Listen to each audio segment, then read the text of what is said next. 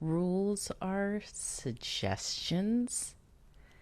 What do you think about that? Rules are suggestions. I heard this, and in fact, I believe the exact statement is rules are social suggestions, which they are. I They are. And we all pick and choose, at least me, which rules apply to us. And I know you do it. You say you don't. There are those that say, I follow every rule, but you don't. You don't. Sometimes you cross the street when the little guy is in the red, not when he's in the green. You're breaking the rule. However, you will satisfy breaking that rule with just thinking, no one will be hurt. I'm not taking anything from anyone. So the outcome of breaking that rule isn't that serious. Now me, I actually push my rule breaking a little bit too far. Alas, it's just because I like to do what I like to do. Meaning, as I was speaking to my sister, she had said, you know what? Thank you, Jat. She had said, I looked at the weather and I wasn't going to go. And I said, wait a minute. Wait. Was your intention to go? She said, yeah, of course. I said, well, why would the weather change the goal? If your goal was to attend an event, then attend the event, regardless of the weather. Just attend the event. Why does rain or some weather that you did not factor into this decision, because it doesn't matter anyway. Weather is just going to be weather. So why the choice of hearing that it's raining and because of that I will no longer attend? Then that wasn't your goal. Your goal wasn't to go. Your goal was to avoid the rain. However, if your goal was to attend an event, the rain is just a part of it. And seeing the difference in that. Because so often we make these goals or these plans or start working towards something, and then life happens and you stop. Now, referring to my previous example, if the goal was to only pursue until something pushes, or what I feel like challenges me, and then I'll stop, then that you fulfilled the ultimate purpose. But if the purpose is to continue to the end, to a goal, to something tangible, whatever that may push back or that you feel that is resistance, maybe it's there to build you. Maybe it's there to increase your strength physically or mentally or emotionally, or maybe there's just something that you have to learn. However, to continue to the goal, regardless of what is faced. And I related that to the weather report because I don't know why the weather is such a big deal. If you are planning to do something, just do it. Just do it. I'm going to go out, but it's too hot. Okay, well, that wasn't the goal. The goal was only to do something if you were in your preferred temperature. However, something so simple as the weather curtailing your course of your day, really, for me, it proves how easily we may not want to. Let me rephrase that. That you may not want it bad enough. Hi, Nick NY. Good to see you. Because it doesn't matter the weather. If I'm going to do something, if there was a race, I did this race, I did this half marathon outside of the city of London, and it was rainy, it was cold, it was misty, and it was in an area that was similar to a light forest area with grass and unsettled dirt, and it rained on the day of the race. Now, it's London, so for it to rain thank you, Paulina, isn't too out of base. However, I completed it because I didn't say I will only do this half marathon if it doesn't rain. No, I am going to complete this half marathon, not if the weather is okay, or if I have the right shoes, or if people come and watch me. I will complete this half marathon, period. There is nothing that will come between me and completion. So when it was raining, okay, so it's remix. Life just sprinkled a little extra onto it. The thought of me saying I'm not going to complete and finish and accomplish this feat, this goal, hello, David, of accomplishing and finishing this half marathon, I will only do it when it's not raining. That's ridiculous. Yes. To be deterred that easy, I understand it. I don't even think it's a negative thing or a bad thing. Solely from my perspective, you just don't want it enough. You don't want it enough. And I'm reminded of a friend who was taking screenwriters lessons. And she said, you know what, Hope, I need someone to call me every day and to check up on me to make sure that I've done my writings for the week. And I said, you don't want it bad enough. No one's going to do that. No one is going to physically phone you every morning and say, hey, did you write today? Hey, how much of your screenplay is done? No one cares to do that unless you pay them. You could pay them to do that, but you don't want it bad enough if something outside of you has to physically check in and say, hey, did you do it? Because there's too many people out here that do want it bad enough that no one has to remind them. In fact, they get up that early because they're ready to get one step closer to it. You don't want it bad enough. And until you want it that badly, someone else is outworking you.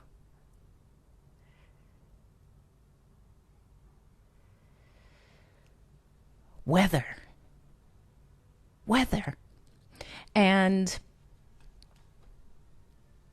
wanting it, not knowing how it will show up, knowing that it will, but not knowing how, just knowing you're doing everything in that day, such as like a half marathon, doing your daily runs, not something that's been calculated from the internet, but just I'm running every day and I'm recording my times and I'm building my stamina. That will always go further than until someone writes me a good plan, I'm not going to start.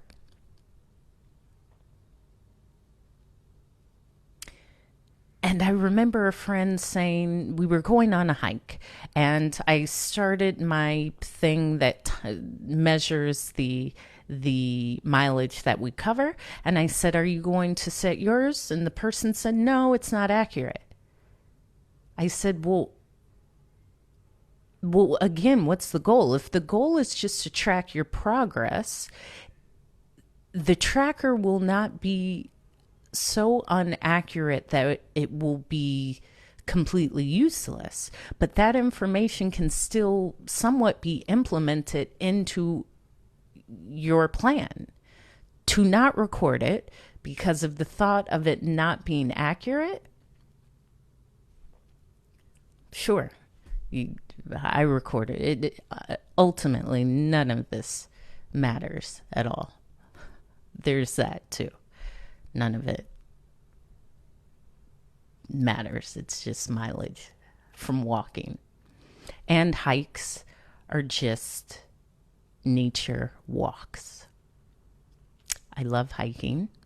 However, within the hiking community, there's this hierarchy of the hikers and the non-hikers, of the extreme hikers, of the extreme sustainable hikers that leave a 0% carbon footprint. I mean, there's really this hierarchy.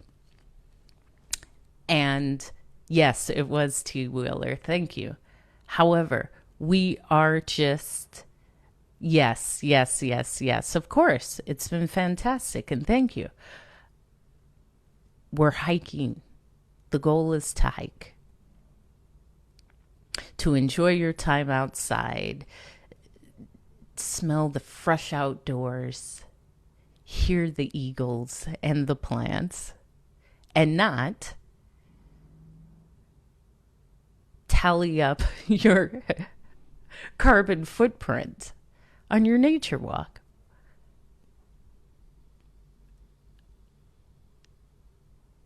You're already hiking. So what with the carbon footprint? However, I will be doing a TED Talk on October 7th. And because of that, I was speaking with my sister who was planning their travels, because it will be, I am T. Wheeler. I am. This level of freedom is worth it too. As I was speaking to my sisters, we were speaking about this road towards this goal, which is the TED Talk, and how my sister explains to people, because, as you know, or if you don't, I was a flight attendant for about 15 years. And so because of that, even before flying, I had been to almost every state. I think the only state we didn't travel to as children was like Alaska, and there might have been 4 states that I hadn't traveled to prior to joining the airline. But after the airline, I still haven't been to Alaska. But anyway, traveling abroad as well as the U.S. has been a part of my mainstay. And with my family, we would do both really nice road trips as well as flying. Most of it was flying, except when we went to the Grand Canyon. And it was nice. I've heard of these road trips. Someone told me a road trip where the mama had them in the car for like 20 hours or something. You gotta let me out. I'm not doing all of that. These road trips, let me explain how my family's road trips would be. Now, if we were using our own car, it was a Suburban, because I have quite a few sisters and we need space. However, when we went to the Grand Canyon, I think we rented something slightly larger. Yeah, I will. I will, T. Wheeler. You show up every time, so you will hear the story. You will. This is why I suggested that rules are just suggestions, because I know that. Sometimes it's more than a suggestion. That's also a part of it. However, T. Wheeler, you will find out. So, the road trips, my father, this was in the 90s. early 2000s, my father would do a lot of research on like AAA, and probably there were other traveler sources, because you couldn't just go online and say, hey, I want to go to Grand Teton mountain range. No, we did have the web, and I've always had a computer. I mean, I was born in 83. I think the first time we had a computer by the late 80s. We had a computer by the time I could remember that we've had a computer. And then I always had a computer.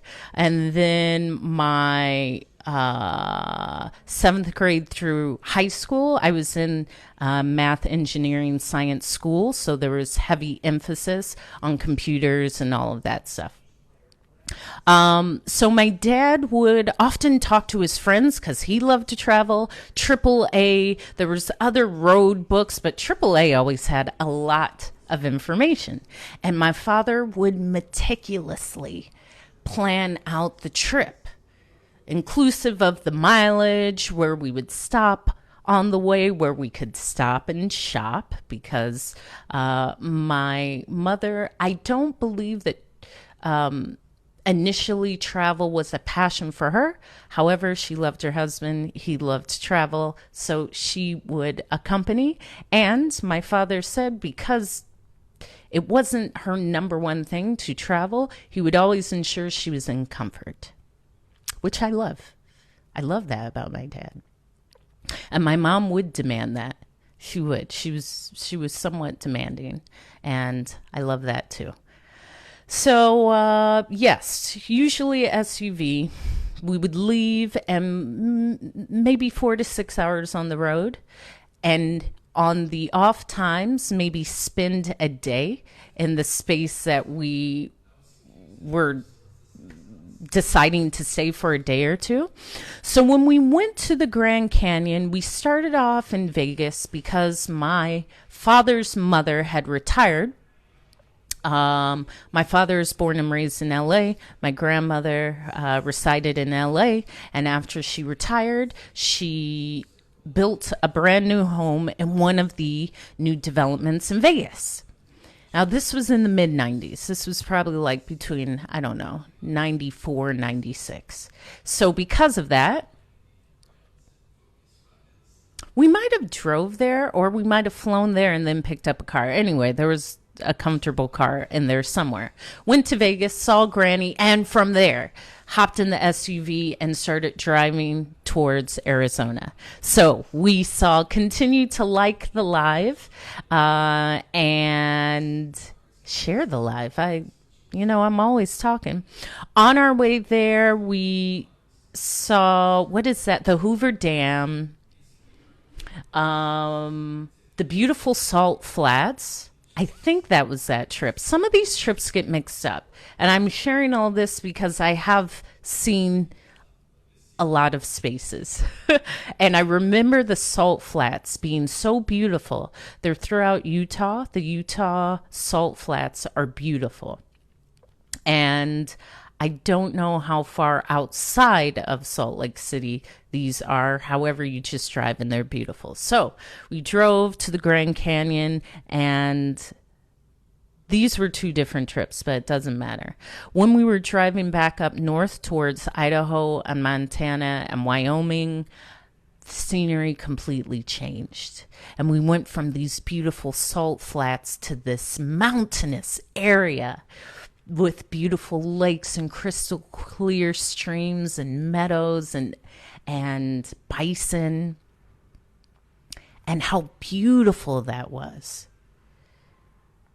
and how rich the natural environment is without anything.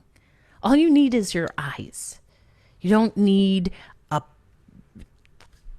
canister of coffee. All you need is your eyes to see the beauty in these natural spaces. And I remember as we were driving, there was actually bison alongside the road, because they're walking, they're home. We're just like the intruder that's just popped up. We didn't say we were going to hang out. We're just there. So I remember us driving, and there was a line of bison. And I was like, whoa, because I'd never seen it that close.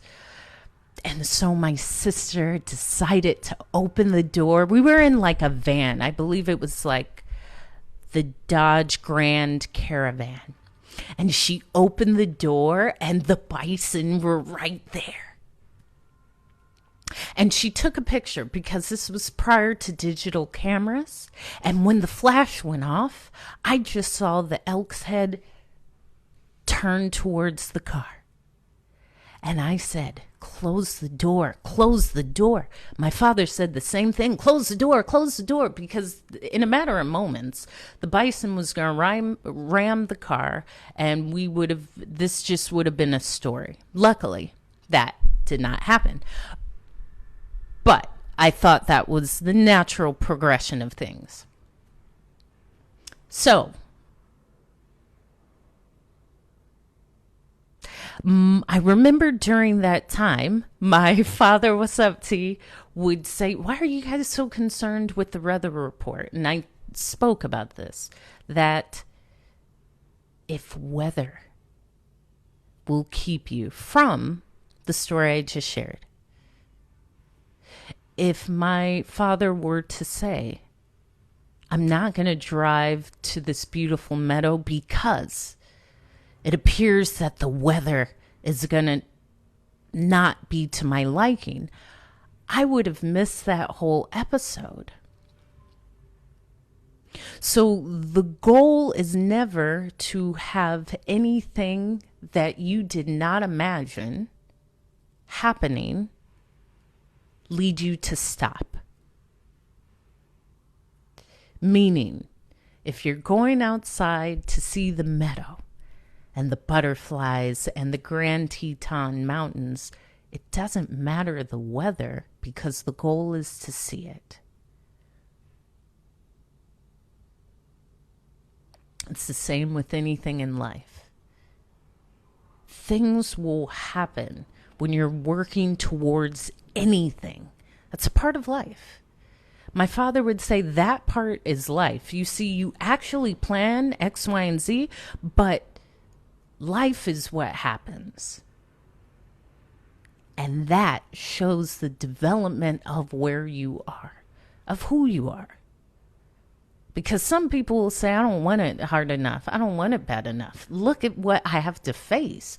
I will not put myself through this. Whereas the person that wants it doesn't even see that exchange. They just see, I have something to accomplish. Thank you. Continue to like the live. Let's get this up to 10,000. And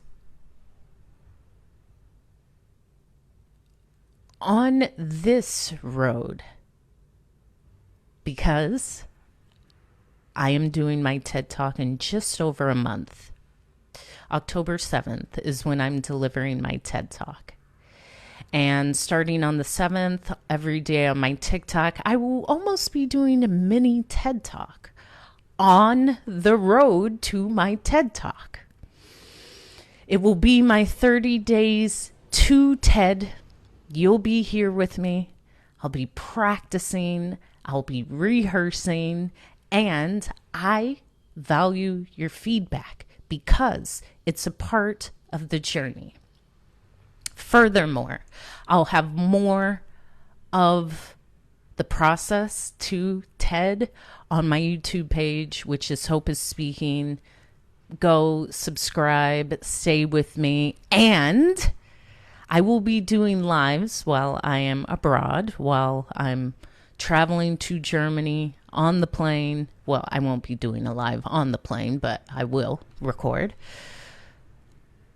Being in Germany, doing the TED process, because I don't know if anyone has seen that. And I know how big of an accomplishment it is for me, what it means to me.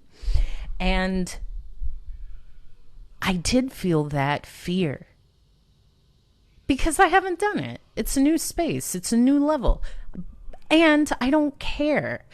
I feel the fear and do it anyhow. There is not a choice.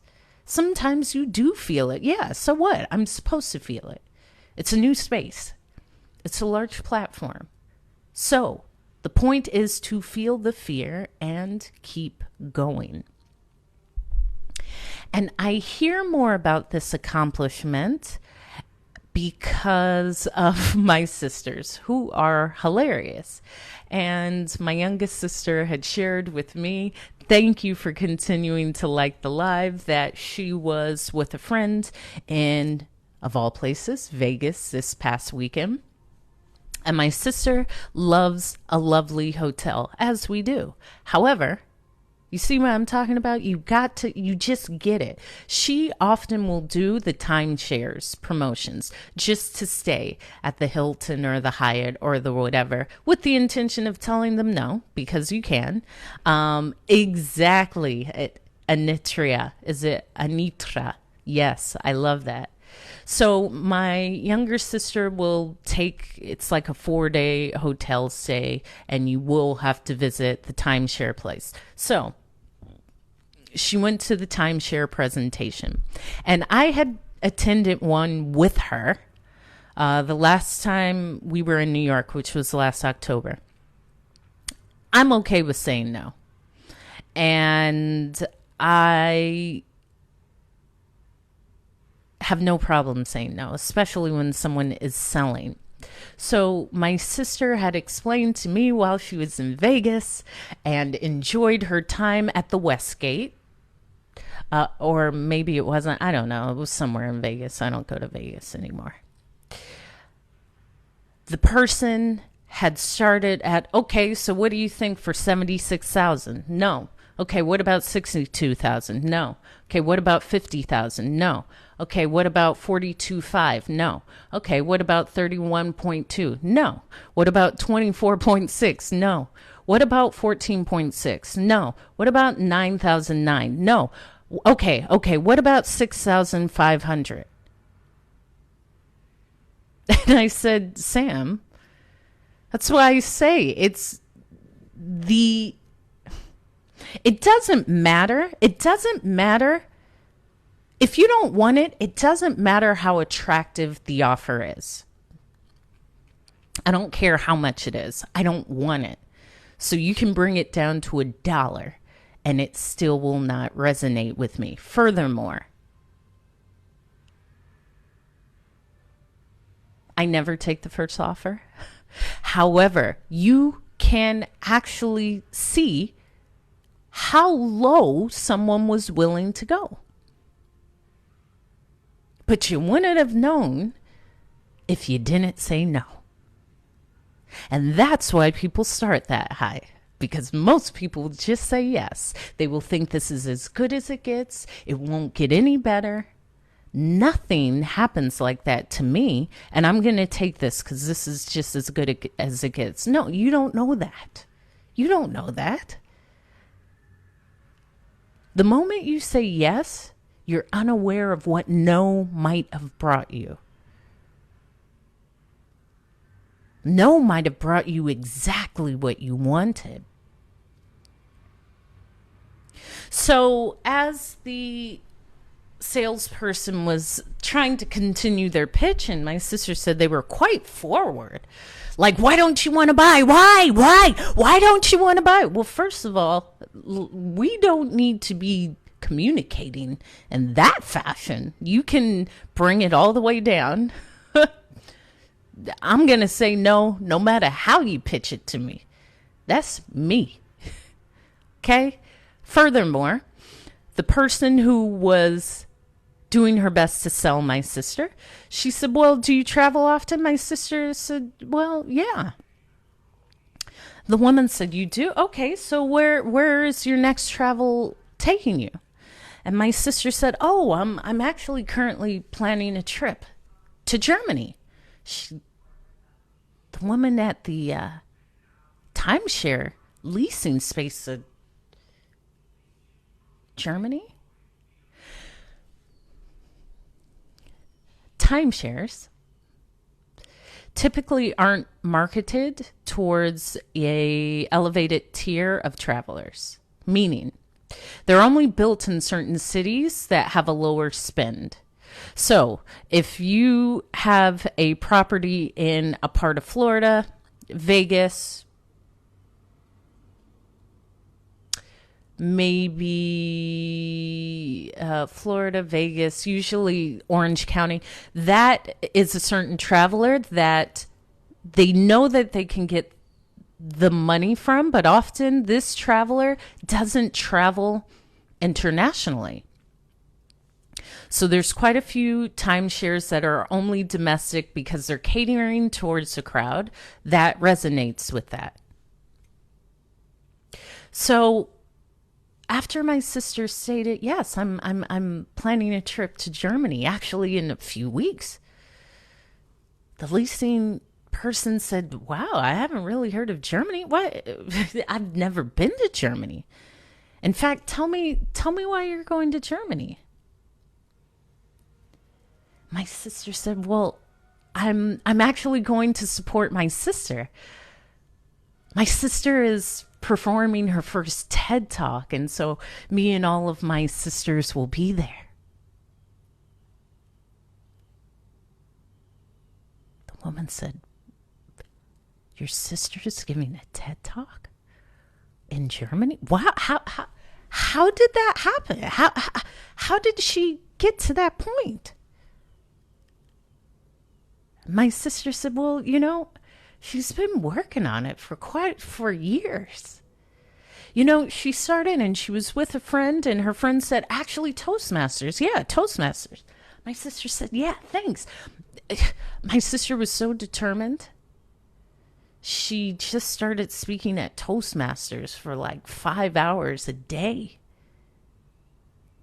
4 days a week for a year, just to get her footing. The woman said, really? Wow. I love TED Talks. She said, yeah, me too. Me too. I'm so excited.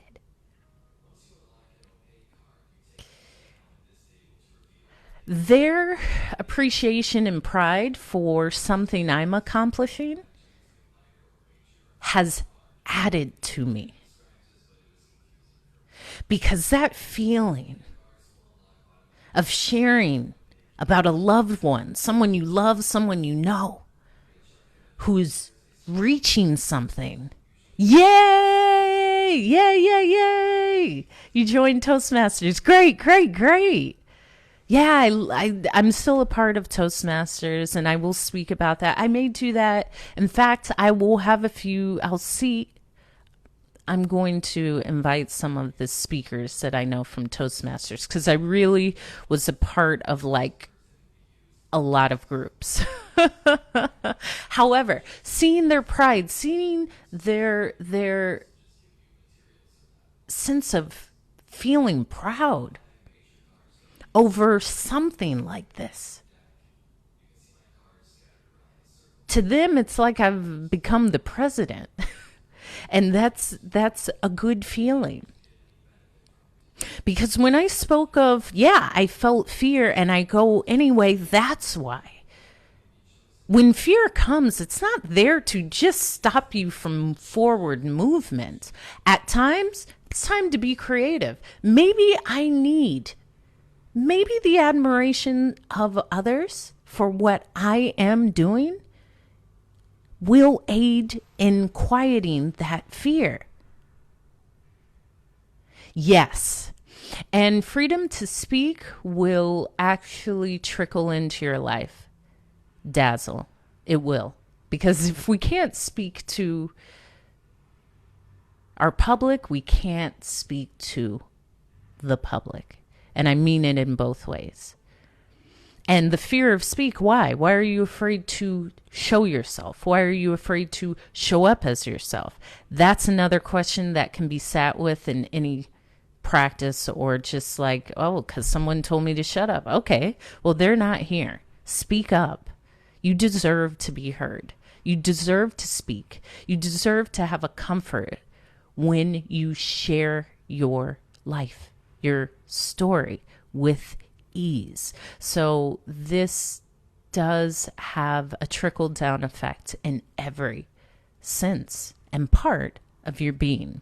Learning how to speak, learning how to communicate effectively, and knowing that communication is more than just what you say. Communication is more than what you say. It's how you say it. In Toastmasters, we learn about this. We learn about intonation, our tone, our body movements, our expressions. If someone is saying, I want you to speak now, that's completely different than, I want you to speak now. And knowing that as soon as you can identify what you would like to convey, it's easy. But if you don't know your own vocabulary, yes, wait a minute. I absolutely love table topics. Table topics, I was a table topic something, but usually I jump into table topics, which is an impromptu speech, where in Toastmasters we have an area of the club where it's about 10 minutes set aside, and each member will ask another speaker a random question, and you have up to 2 minutes to say something. Doesn't have to be true. It doesn't have to be right. So it could be, hope Labor Day just passed. Now, it's not about the holiday, but it's about labor. What labor has brought you the most confidence from doing? And you build from there. Well, when you speak of labor, this is how I would answer that. Labor isn't something that I choose to do. In fact, labor is something that I won't do. I don't do manual labor. I don't do hard labor. But I can do a Labor Day, because that means there will be a barbecue and probably a popsicle, because I like to sit back and eat a cool treat. However, the fact that I can sit down and eat a cool treat is because someone did the labor for me to be here. Someone did the labor for me to sit in this chair, to speak on this microphone, and to have the confidence to know that what I'm saying is worthy of saying. So when you ask me of labor, yeah, I don't care to do any hard labor. However, I will always give gratitude for those who've done the labor for me. I challenge you to think of who you can say thank you to on this Labor Day. Table Topics Master. That's how you do table topics. You just create whatever you want with it. And, okay, rise and shine. When do you guys meet? What days do you guys meet? So when I spoke of weather not preventing you, I did not know exactly what would bring me the ability to speak on the TED stage. Do you have a Zoom? Well, I'll go to your club and see if you do. Rise and shine.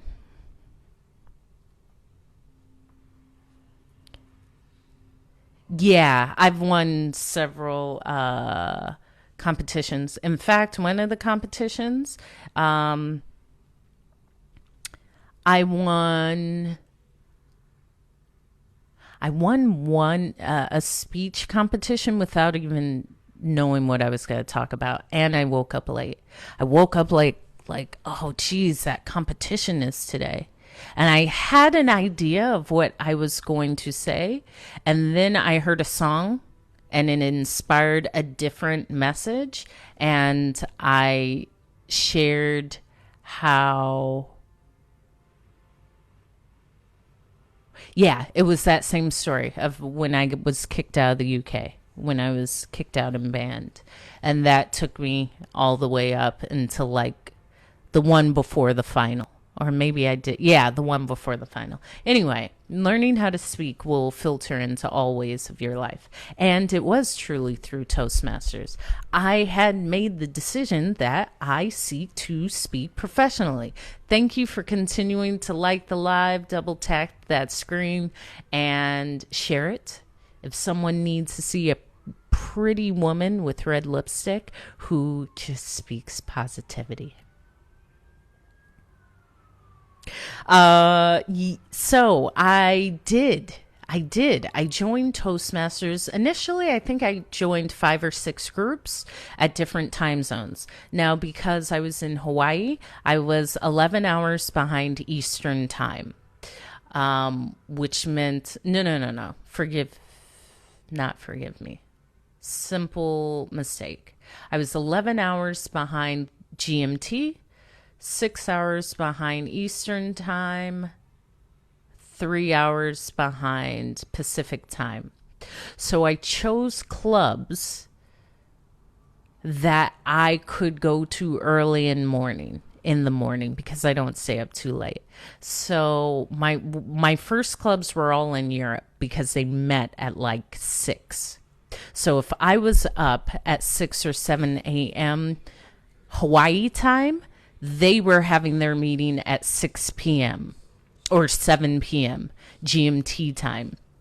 So I would get up probably 4 or 5 in the morning, do my journaling, and then go to my first club, which was a London club. Then I joined a few London clubs. So I would do like 1 hour, then another hour. I would have a break. This was on Thursdays. And 1 or 2 hour break. And then I had a club in Hawaii where I was the president that I would meet at. However, every other day, that's how I did it. I would wake up, and from 6 to like 10 or 11, I was in a different Toastmasters group every hour, listening purposely, like focusing, like it was a college course, listening to feedback, listening to my voice, listening to the critiques, listening to accents, listening to grammar usage, listening. And especially outside the U.S., because Americans, we've decimated the English language. So I prefer to hear it outside of the U.S. Specifically India, the use of grammar is immaculate. And the use of language and word selection is far more advanced. And I wanted that, especially to expand me and to challenge me. There's always ways of finding this out, challenging yourself. This is what I did. I just joined a bunch of Toastmasters groups and dedicated myself to it, and dedicated myself to feeling the discomfort. Even though, yeah, I know how to speak, it was slightly uncomfortable, the first speech I had to give. However, I know that this is going to feel like this. It's new. It will get better. This is helpful. I have to go through this, and I do it. That's it. I don't complicate it. It's just what I will get past to get to where I'm going. And crafting my own voice. Because when someone often hears, oh, a speaker, a motivational speaker, I think the average person would think of a Tony Robbins or a Les Brown. To me, those are the two most widely known speakers. Now, younger people may say Gary Vee, and there's several other speakers. There are. However, those are the ones that I feel are most widely known and captivating. I thought I needed to be that, where in reality, my goal is to show up as my most authentic self. And I have ideas. I don't really write out my speeches. I will sometimes. I'll write ideas or points, all of my speaking is just impromptu. That was my goal, to learn how to craft a speech impromptu.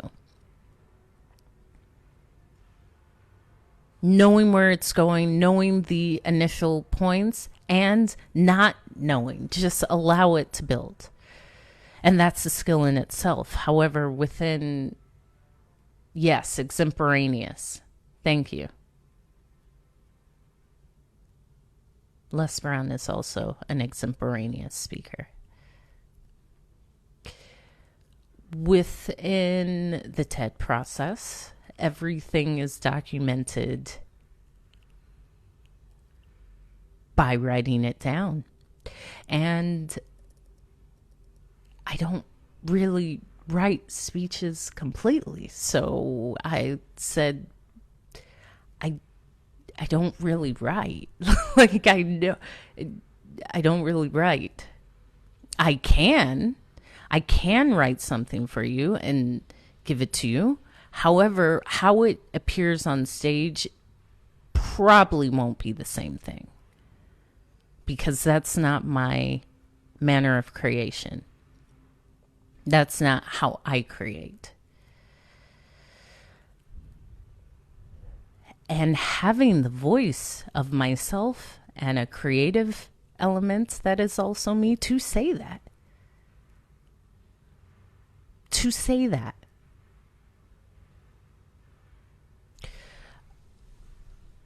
I love this journey, because what I'm learning is the areas that this thing called fear, false evidence appearing real, will show up. It's sneaky. It will show up in spaces that you didn't think it would exist. And the benefit is to say, yeah, no. It doesn't matter how you show up. I'm still moving forward. And I'm moving forward solely because what other option is there? What is the other option? When someone says, I'm too afraid to do that, well, I already know that. Because if you say that, it may reflect in other areas in life. However, so you just allow fear to stop you? Is that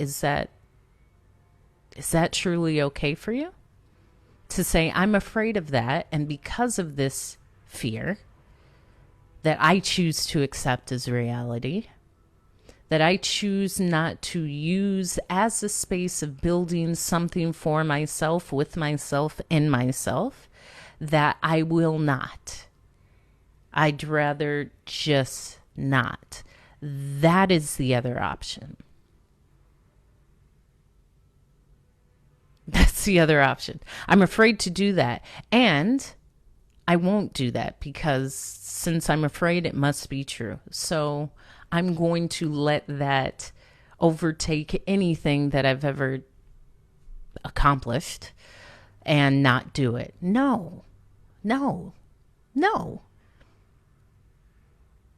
You have the permission to feel fear, feel discomfort, feel out of your comfortable spaces, and still move forward, still move towards.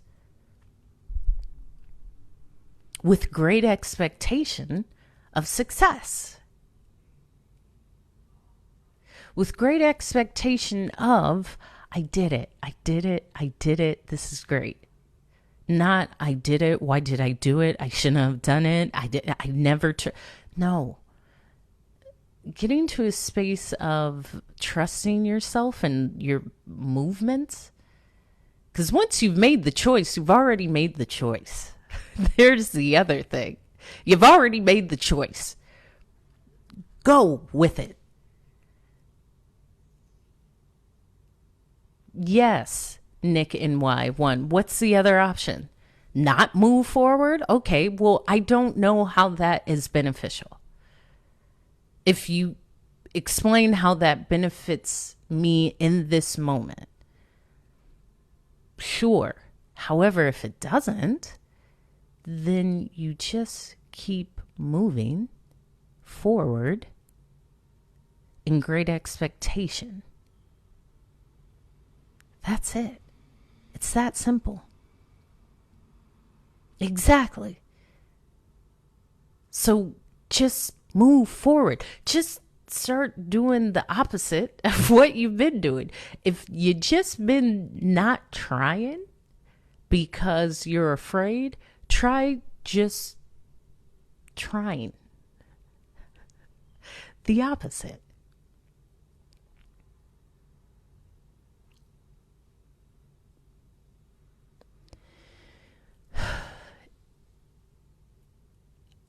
I heard one of my favorite speakers say, if you want to keep getting what you're getting, keep doing what you're doing, because it will not bring you anything outside of what it has brought you, which is nothing. So the option to say, you know, I'm going to try and I'm going to do well. And I know I'll do well. And I'm excited about doing well. And I'm excited that I've just decided to say yes today.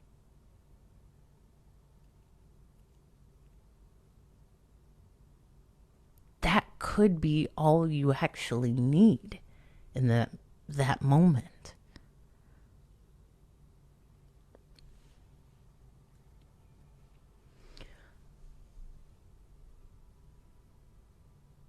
To be able to use that discomfort from fear as a powerful source of motivation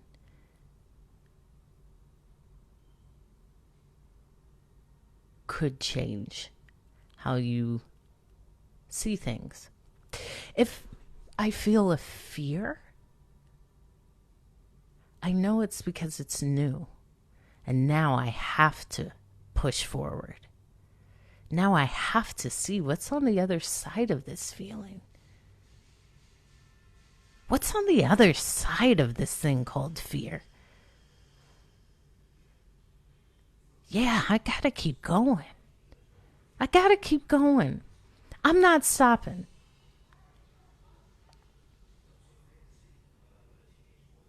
Why would I stop? Oh, the first track on Detroit 2 from Big Sean. It's called Why Would I Stop? Why would I stop? I'm definitely not going to stop because someone said, you know what, I wouldn't do that. I don't, so what? However, the strength that is built upon me when I continue just to keep going, even when things are just life, when life is just being life, I don't label good or bad. Every day is a good day for me. There's something that I learn out of every day. There's something for me to learn in every day. I don't say that was a bad day. No, nothing is bad for me ever. What can I learn from this? What didn't I learn that brought me to this? How can this benefit me? What can I do in this moment to grow from this? Saying that out loud instead of this is terrible, this is... No, what am I to learn from this? Sometimes it's just to sit down and think. However, everything for me is working in my favor. I will not speak of the opposite. That's not what I ever want in my reality, that I will call into my reality. I know the power of words. Furthermore, I know the power of my words.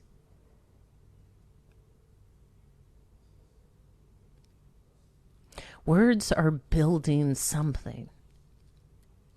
I will continue to share this. Be selective with your words. Be selective.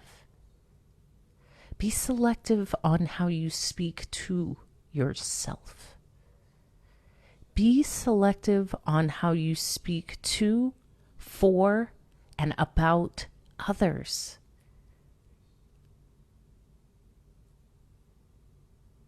Carefully choose your words. When you can do that for yourself, it's easy with others. However, we sometimes have ourselves lower on the totem pole. So the things we say about ourselves to ourselves aren't helpful. Don't do that.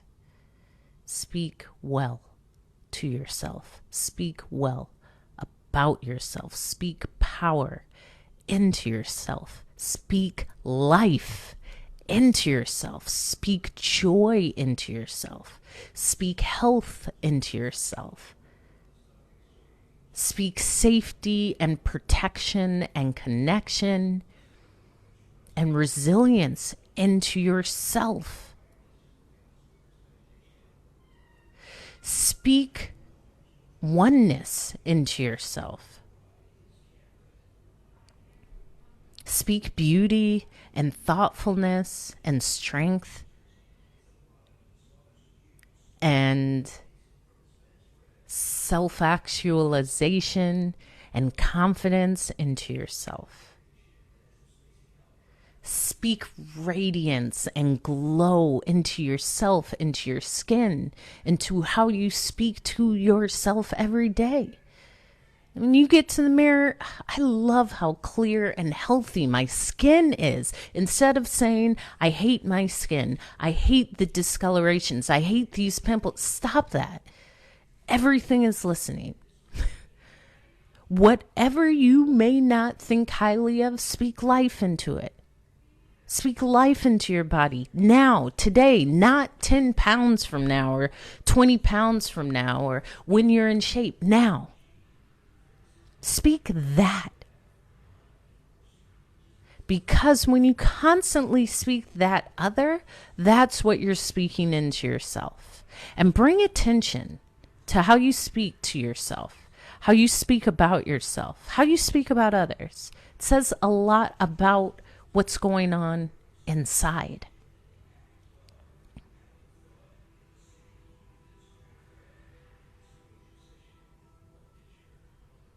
Speak life into others. Just speak life. My friends know this. I don't say, oh, she did great, she killed it. I don't want that. I want, she spoke life. She brought that to life. She gave that life. Tell that to me. I don't speak of death freely. In fact, if you listen to yourself, you'll just be aware of what you could be speaking into your reality. You don't even have to believe it at the time. And you can tell yourself, I trust you. I trust myself. You don't have to actually believe it. However, I am not going to continuously say out loud, I don't trust myself. I never trust myself. No, I will say the exact opposite. That's what I do. I trust myself. I am so safe with myself. I make the best decisions. I'm confident in the decisions I make. I trust the decisions I made in this day. That's a beautiful affirmation. Have you said that to yourself ever? No. You may be saying the complete opposite. I'm not doing that. Don't do that to yourself. Your words carry that much weight. And the more that you speak this life and prosperity and just a genuine sense of wellness, you will see a change. You will start to feel it. You will also start to see, oh, wow, I didn't even know that I had felt that, or I was in spaces that were maybe radiating feelings that I did not actually want to radiate. Self-awareness will bring a sense of solitude. However, that solitude is chosen because when you're aware, And this is, let me change. Now I'm aware. I don't have tolerance for nonsense. I don't have tolerance for negativity. I don't have tolerance for the hurt that you carry for yourself. I have compassion for it. In fact, I have more compassion for it because in my positive mindset, the beauty is to find out how much you're worth and how much you are loved, and how, if you were hurt, that you're still worthy of love, and you always have been. That's not always my space, and I understand that everyone is on their own life path. And if I seek to truly be in a compassionate space of being a kind human, then it is not for me to aid unless asked. And even that, I can see if I have the space for that.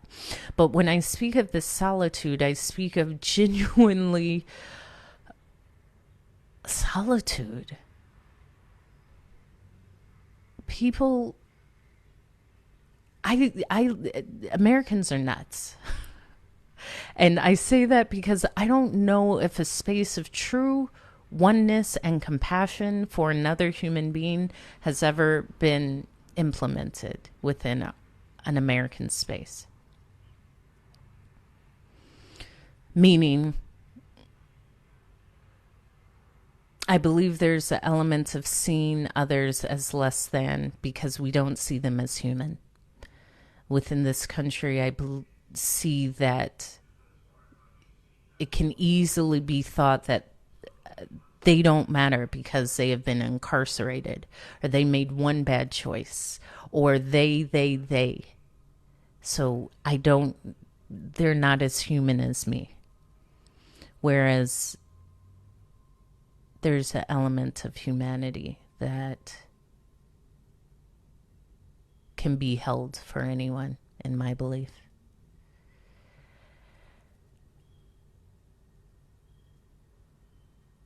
And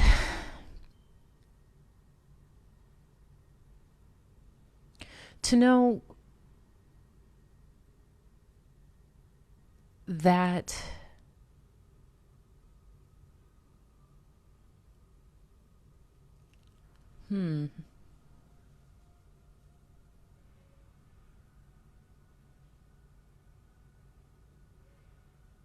to know that solitude isn't lonely. Lonely is lonely.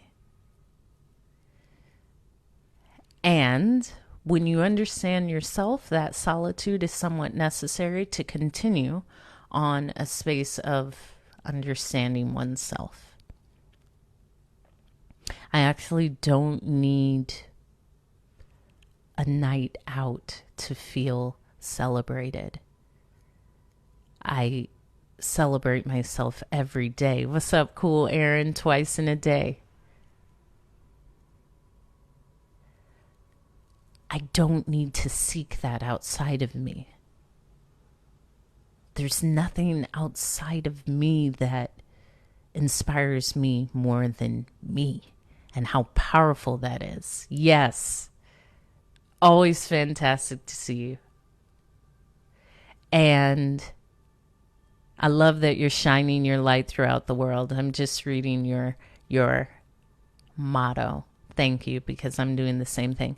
I believe I journaled that this morning, that I continue to shine as brightly in every space without fear. And really to shine. And if you're going to shine, you got to shine and put on the red lipstick and, go ahead and shine, girl. Put a little rouge on the cheeks and shine. My makeup artist element came out today. Sometimes I do like to play. Most of the time I don't have makeup on. However, I believe the coolest girls are the hottest girls with the smallest effort. Meaning,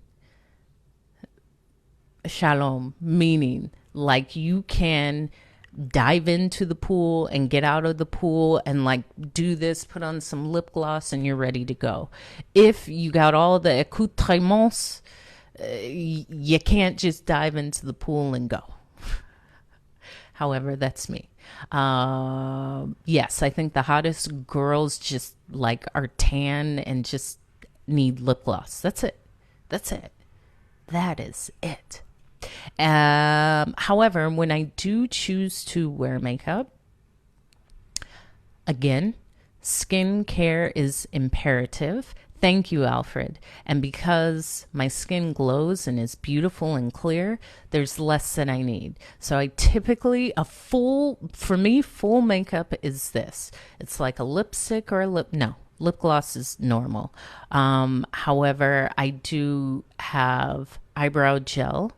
I have filled in my eyebrows. I have a Benefit, yes, they're real mascara. I have concealer and color corrector, both from, I'm not going to give the brand. I have just a one stick because I love a monochromatic look. So I will put a cream blush because I'm typically in the sun or outside on my cheeks, and then whatever's left on my fingers, I just rub onto my eyelids, and that's my eye look. No eyeliner.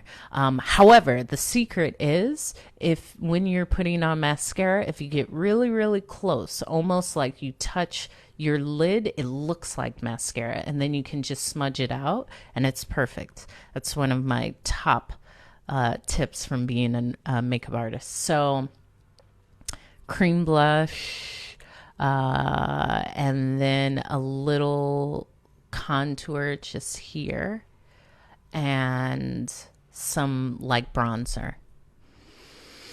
No foundation or anything, just concealer under eyes and wherever I feel on my face, and then that's it.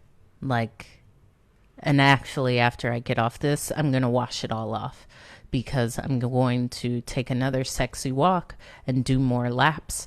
And although I love the way the sun reflects on my face with the makeup, to sweat and have makeup on, oh yes, it's like just almost put directly into your pores. So after this, I will wash all of this off, because clean skin is the best skin. The best. Yeah, I felt like shining today. I was up and ready to shine. I felt great about the day, and that's the decision, to feel good about the day. To feel good about what's coming, not expect the worst or expect nothing. No, I expect great things in this day. I don't know what it is. However, I expect it. So it may be someone holding a door open for me. It may be a positive email from a pitch or a brand. But it's going to be something because I expect it. I expect this day to be great. I expect to feel good in this day. I expect all things coming to me to only be great, because they are. Doesn't matter what happens to me, it's going to be great. That's just it. Every day I expect some greatness out of the day. I do not expect anything to not go my way. And if it happens to, I have patience to understand there's something for me to learn from this. Not to react, to learn and to respond. That's how I see life. I don't go out with the expectancy of someone doing something purposely to harm me. Meaning, if someone cuts you off in traffic, I don't think that they looked at their watch and said, you know what, Hope's on the road right now. I can't wait. It was an accident. They maybe didn't see. I don't know. But I'm not going to allow my great day to be derailed by something like this. And how easily most of you do. In fact, I don't even see it. When driving, I don't care. My goal is to get to my destination. What happens in between, I'm in control of my car. I'm not in control of anyone else. So I'm not going to say, hey, speed up. They can't see me. They actually can't see me. I tell this to my sister all the time. I don't know why you're having a conversation. Like the fact that you stopped and directed your attention to that, and you're having a conversation with someone who's in a different car who can't hear you. They'll never hear you. And you're building upon that and becoming more upset. All it takes is that shift of, why does this matter? I don't even focus on the car. I don't give a second glance. Huh? Okay. Okay, what's next? I keep going. That's it. Do you know how that feels to have that control? I control my day. I control how I feel in the day. And baby, I've received news. And now I don't take a deep breath. I feel whatever comes up. I don't push anything away. However, what am I to learn out of this? Because there's something for me to learn out of this. Okay. Yeah, this is uncomfortable. You're allowed to feel uncomfortable, Hope. Let me allow myself to feel this and maybe drink extra water or aid if it's something that needs more of me. However, I choose the direction of my day, not any outside force. And I share that this thought has been reinforced from being a flight attendant. Do you know how many things that would happen during boarding, let alone a flight? The moment that I allowed one thing in boarding to create discomfort in my body, me start sweating, get hot. I hate that. No, these people don't know you. What is the goal? What do they need? An extra pillow? I don't know if we have one. I will try to find one. Outside of that, I've done the most I can do. That's it. That's it. Well, they ask for so much. We're here to respond to what they ask for. Stop making this personal. This has nothing to do with you. All it is a service. Someone expects something from you. A drink, a solution to be found. Stop speaking like that, Nick and Y. I'm going to call you in for real. You're aware of it. So act it. If you're speaking of yourself, I need to stay calm, that's the hard part. What is the easy part? You seem to really like the easy part. What's the easy part that's so attractive that you choose that opposed to calmness, which would actually be, that would lead to a more plausible, safer outcome from you? Respond. What is so attractive about what is easy?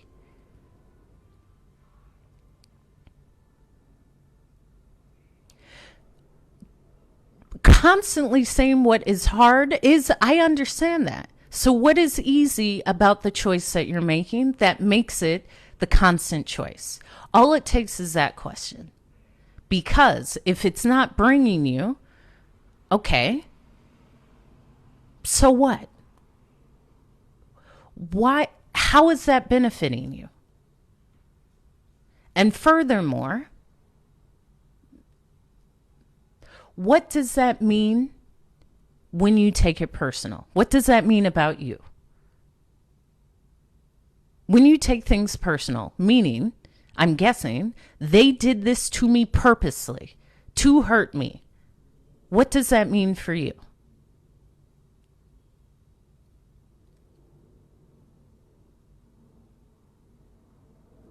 Because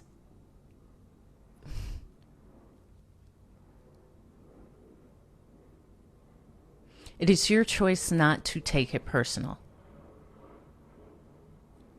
Meaning, actually hear it and say, well, why am I taking this personal? Oh, because there's a lack of worthiness in me. So I believe if they purposely did it, then that proves everything else to be true. Because people are out to hurt me, or people are. What does that mean to you? I don't know. I don't know if that's true for you. However, if it is, listen to where that can lead you to unravel the reason why it's always that it's them doing this to me. That's the calling in part. And it's not that, yeah, nothing does get to me because it doesn't need to. If there's benefit for me punching someone at the airport, okay. However, there really isn't. And that's easier. I understand that. Things just rolling off your back. But if it doesn't, why doesn't it? Why is it affecting you? That's what I'm asking, because I believe that can lead to a resolution. A lot of times it's something deeper and it's below the surface. However, allow it to speak and hear it and give that part attention to reframe that. And also ask yourself, what's so easy about the choice to allow this to be true for me, or for me to take this personal? I don't know what it is. However, ask yourself, and really ask yourself, and write it down. Have a whole conversation, because it may reveal something.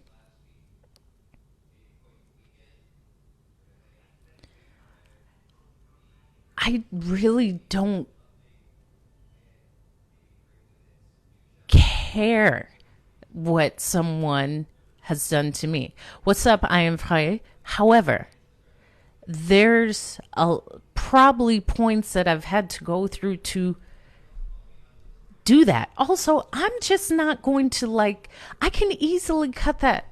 If it's at the airport, there's no one that I need to argue with at the airport. I know everything that there needs to be known about the airport from being a flight attendant. What would it take for me to be in a space of discomfort in conversation with someone? What would someone have to say to put me in that space? I have no idea. It's not even something I can think of.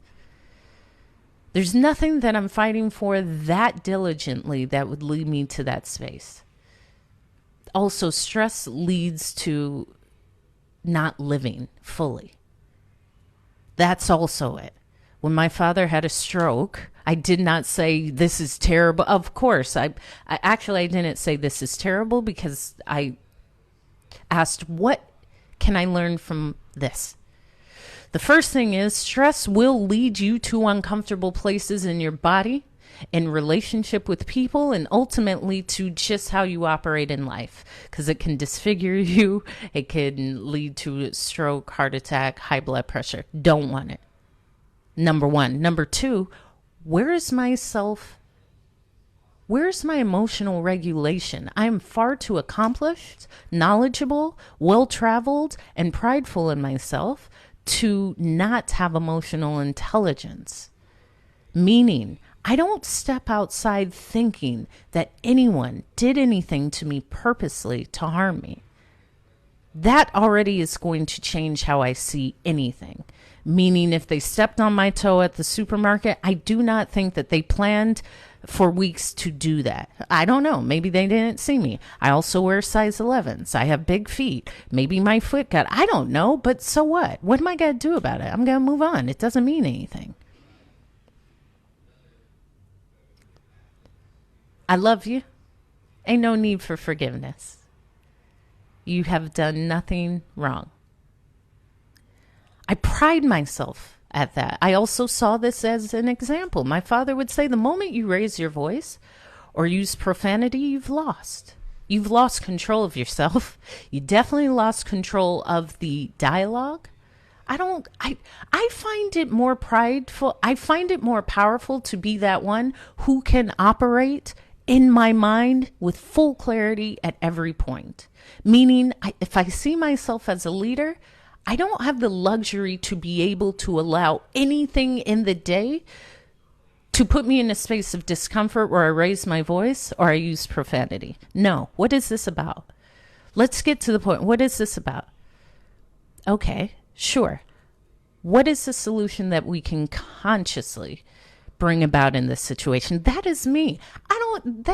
To me, it's whack to be any other way. However, that's for me. As I said, I'm the rule breaker. I'm the one that sneaks into concerts and gets kicked out of countries. I hold myself to a different standard.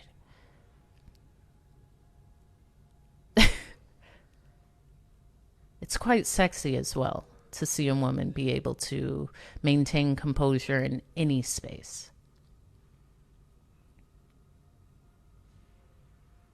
And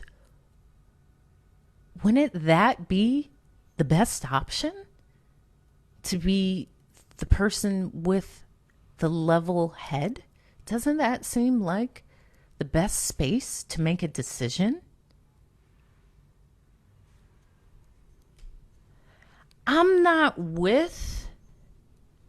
When I say I'm not with nonsense, I'm just not with not being able to communicate as a human being in a setting, whether you are, no matter how you show up, use your words. Stand up for yourself, but it doesn't mean beat someone up. I noted something. It was came from the Enron, the Smartest Guys in the Room documentary, where he was the governor of California, Gray Davis, said he had a spirited yet calm communication. I loved that. He had a spirited yet full of spirit. They had a real discussion. But it didn't get to the point of, I lost it. Not then, I wouldn't even be around you in the first place.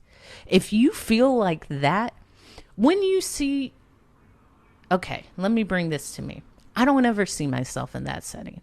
Furthermore, I would never incriminate myself. And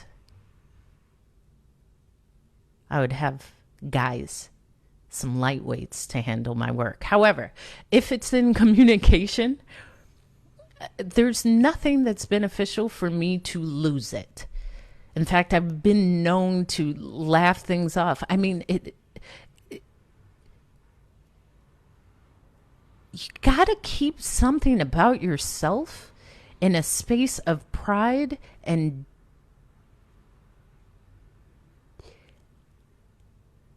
sharp dignity, meaning you aren't going to play with me. People don't play with me. However, if they choose to play with me, you got to be ready to play. Because I don't play. And there's something interesting about human beings where they know how far you can take someone. All my years on the plane, I never had a passenger use any profanity towards me, touch me inappropriately, speak to me in any sort of derogatory way, ever. And it wouldn't happen solely because of the energy I carry. However, I wouldn't come at someone like that.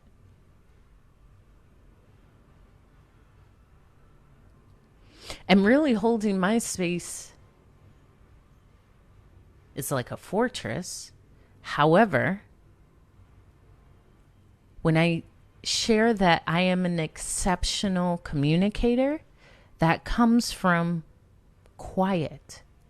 Even in conversation, an argument cannot continue if you're quiet. Because when I listen, especially as a flight attendant, people just want to be heard. Oftentimes what they're saying is not what they want accomplished. But to always lose yourself, you got to tighten up. Like, you just have to choose to do the work to tighten up. You have to choose to see yourself as a different version that allows yourself to be in that space without feeling the discomfort of taking things as a personal dig. They aren't. Let's say it is. Let's say it is. So what? Come here, Peso. So what? Come on. Come on, Peso. So what? Even if it was a personal dig, is that the reason that you gotta let your blood pressure get up? And be in a space where I need to get I'll bring that tomorrow. When you're in a space of anchor, there's an amount of chemicals that we produce and hormones in our blood that can poison another animal. Anger is that. No. What's up, Detroit Sean? You got to see yourself as being able to handle that space. To me, nothing does. Nothing does. Nothing does. I think also seeing a transition of life, to me, enabled that. Because nothing. Detroit Sean, I love you. As I said, while you're here, Detroit Sean, you know, I don't know if you've subscribed to my YouTube, which you need to be doing. Okay, Nick NY, I need you to subscribe to my YouTube because my lives are always there. However, starting on the 7th of this month, it's our 30 days to TED. 30 days, you'll be with me on the journey to TED. And there may be some giveaways. There may be mini TED speeches every day. I will be practicing the speech that I will be giving, so you will hear it in real time because I don't write. I'm like Jay. I'm like Lil Wayne. I don't write. It just comes to me. However, there's points that I will note. So September 7th to October 7th, it's my 30 days until TED. Every day we will have a different TED gathering. Some may just be the brain work behind it. A lot of it's going to be speaking. And I'm excited to have you here. There will be additional content on YouTube. And I'm really excited about this because no one knows how this TED thing works. In fact, I was on YouTube like someone ever vlog their TED journey? No. So that's me. All of my lives will be a part of the 30 days till TED that starts on the 7th, September 7th. And you'll also be with me traveling to Germany. And I'm going to stay in Germany and do some other things. Therefore, subscribe. Follow me here. Subscribe to my YouTube. And know that you're loved. I'll be on here speaking a lot. When I get off of live, I'm not really speaking. I have to say, I'm really quiet. I'm quiet aside from this. So follow me, Hope is Speaking on YouTube, subscribe on YouTube. And my daily lives are all there. You can see, thank you, I will. I'm going to do a sexy walk. I'm going to wash off my makeup first because I got to get this off my face. Then I'm going to I'm going to walk the dogs, a sexy walk. And then when I come back, I'm all hot and sweaty. I jump into the pool and then I'm done. I'm going to sleep. And I will be back on tomorrow morning between whatever time I'm on. Anytime you can't catch me, go to my YouTube. I upload all of my lives. And I'm just really excited. So, Always be the reflection of love, because we all come from an infinite source of love. Show up. Make it look good when you show up. Make it glow when you show up. Hydrate when you show up. And so what? Quit telling me about this old version of yourself and start to get into something better. Show up as a different you. I have to. I'm already living as this TED speaker. I do this thing where I have to be as if it were now. How would I operate after? Do it now. How will you operate when you are able to have a discussion and not take it personally? Be that today. Start today. Make the joint obligation with yourself and your spirit and your soul that that's what you are now, and wake up as it. Go to sleep as it. Just show up. There's no other way. I would know. I love you. I'll see you tomorrow.